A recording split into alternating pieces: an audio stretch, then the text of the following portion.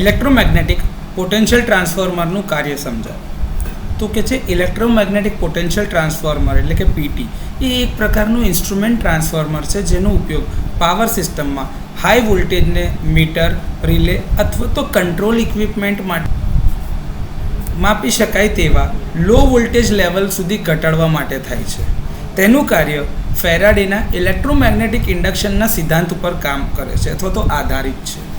જ્યારે high voltage AC supply પ્રાઇમરીને આપવામાં આવે છે ત્યારે એક ઓલ્ટરનેટિંગ કરંટ ફ્લો થાય છે એટલે કે ફ્લક્સ એટલે કરંટ પસાર થતો હશે જે લેમિનેટેડ સ્ટીલ કોરમાં ઓલ્ટરનેટિંગ મેગ્નેટિક ફ્લક્સ પેદા કરે છે.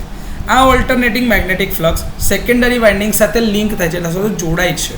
તો ફેરાડેના નિયમ અનુસાર એ ફ્લક્સના ફેરફારના દરના પ્રમાણમાં સેકન્ડરી વાઇન્ડિંગમાં EMF પ્રેરિત થાય છે એટલે કે ઇન્ડ્યુસ થાય છે. લો વોલ્ટેજ ટ્રાન્સફોર્મરમાં પ્રાઇમરી વાઇન્ડિંગ સિંગલ કોઇલ પ્રકારનું હોય છે પરંતુ હાઈ વોલ્ટેજ ટ્રાન્સફોર્મરમાં વાઇન્ડિંગ કેટલાક કોઇલમાં વિભાજિત થાય છે અને તે શ્રેણીમાં જોડાયેલા હોય છે. આ કોઇલના લેયર વચ્ચેનું ઇન્સ્યુલેશન ઘટાડે છે. વધુ પડતા હાઈ વોલ્ટેજ માટે ઇન્સ્યુલેશનની સમસ્યાઓ મુશ્કેલ બને છે. આ માટે કાસ્કેડેડ કનેક્શનનો ઉપયોગ કરવામાં આવે છે એટલે કે વોલ્ટેજ એક કરતાં વધુ ટ્રાન્સફોર્મરમાં વિભાજિત એટલે કે વહેંચાતા જાય છે. હવે ધારો કે ટ્રાન્સફોર્મરની સંખ્યા n છે અને ટ્રાન્સફોર્મર દીઠ કુલ વોલ્ટેજ ધારો કે n ગણો થાય છે.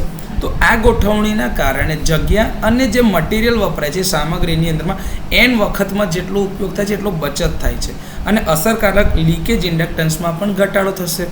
આમાં વિવિધ કોર ઉપર રાખવામાં આવેલ કોઇલ એકબીજા સાથે સિરીઝમાં જોડેલી હોય છે. તો સિમ્પલી પોટેન્શિયલ ટ્રાન્સફોર્મર જે છે તમારા સ્ટેપ ડાઉન ટ્રાન્સફોર્મરની જેમ જ કામ કરે છે અને એના માટે જે તમે સ્ટેપ ડાઉન ટ્રાન્સફોર્મરમાં પ્રાઇમરીમાં જે વોલ્ટેજ સપ્લાય આપ્યો છે એના અકોર્ડિંગલી સેકન્ડરીમાં વોલ્ટેજ મળતા હોય છે જે સ્ટેપ ડાઉન એટલે કે ઓછા વોલ્ટેજના હોય છે. અને જનરલી પોટેન્શિયલ ટ્રાન્સફોર્મરમાં 110 વોલ્ટ અથવા તો 110/√3 વોલ્ટ જેટલું આઉટપુટ મેળવી શકાય છે.